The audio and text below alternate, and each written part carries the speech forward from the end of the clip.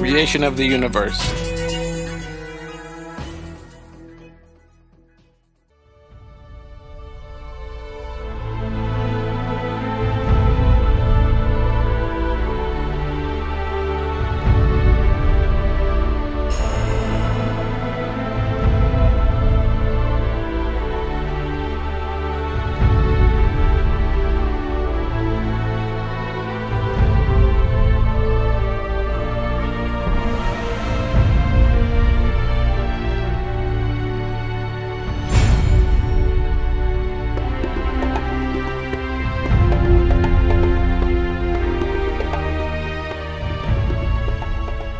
In every age, people have always wondered how this seamless universe originated, where it leads to, how the laws maintaining its order and balance work.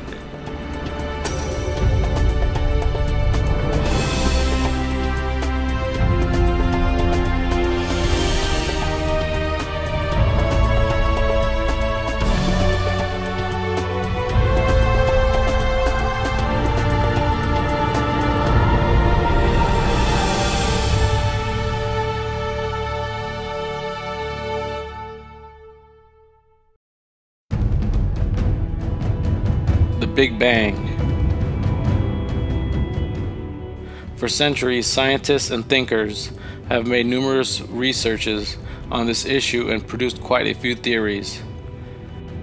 The prevailing thought in the 19th century, which would later be scientifically refuted, was that the universe was a collection of matter, infinite in size, that had existed eternally and that would continue to exist forever.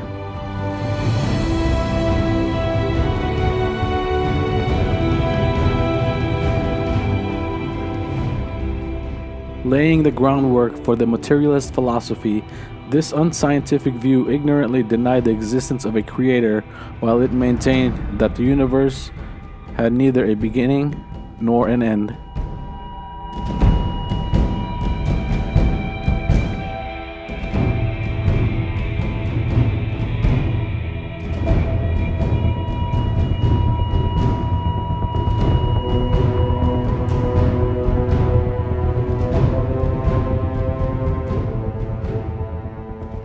Materialism is a system of thought contradicting science, one that holds matter to be the only absolute being and denies the existence of anything but matter. Having its roots in ancient Greece and gaining an ever-increasing acceptance in the 19th century, this false system of thought became famous in the shape of the dialectical materialism of Karl Marx. The materialists consider the infinite universe model to be the most important mainstay of their atheist philosophies. For instance, in his book Principes Fundamenta de Philosophie, the materialist philosopher Georges Pulitzer claimed in an exceedingly ignorant manner the universe was not a created object, and gave hints of how materialism would be defeated by scientific data in the future by saying, if it were created, it would have to be created by God instantaneously from nothingness.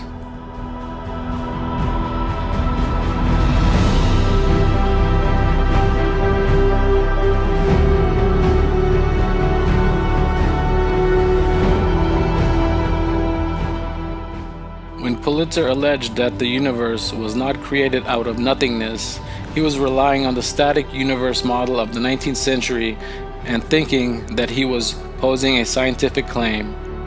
However, science and technology that developed in the 20th century ultimately pulled down this primitive idea called materialism.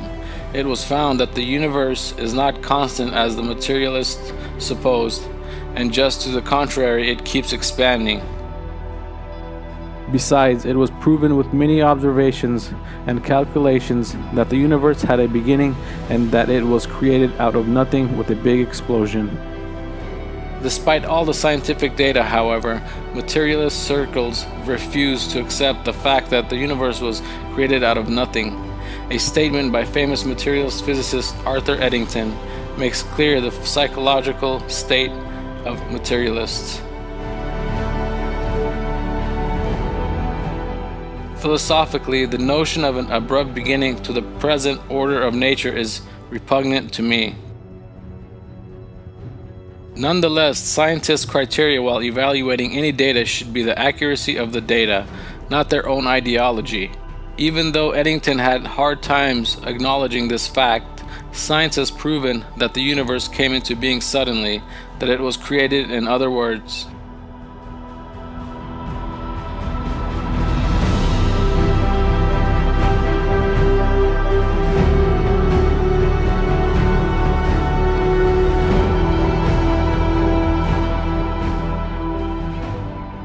Materialist reactions were not limited to this.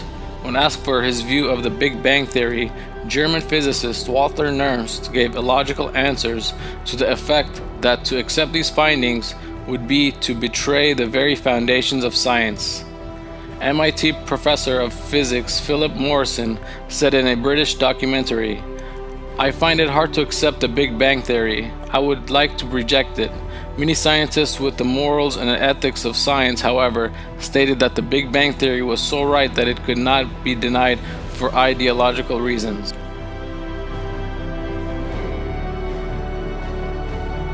As expressed in an article titled Big Bang Theology by the New Yorker writer Jim Holt, the Big Bang is probably the only idea in the history of science that was ever resisted because of its supporting creation by God.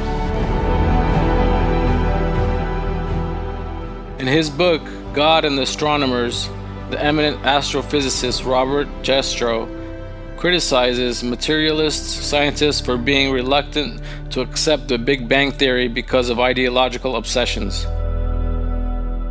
There is a strange ring of feeling and emotion in these reactions. This religious faith of the scientists is violated by the discovery that the world had a beginning under conditions in which known laws of physics are not valid, and has a product of forces or circumstances we cannot discover. When that happens, the scientist has lost control. If he really examined the implications, he would be traumatized. As usual, when faced with trauma, the mind reacts by ignoring the implications. Consider the enormity of the problem for the scientists. Science has proven that the universe exploded into being at a certain moment. Who or what put the matter and energy into the universe? Was the universe created out of nothing? This is an exceedingly strange development, unexpected by all but the theologians.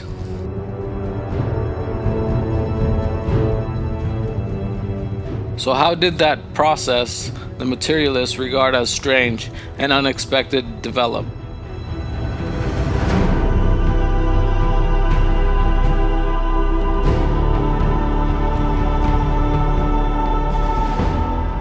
Now let's have a look at this history of the scientific findings revealing that the universe was created.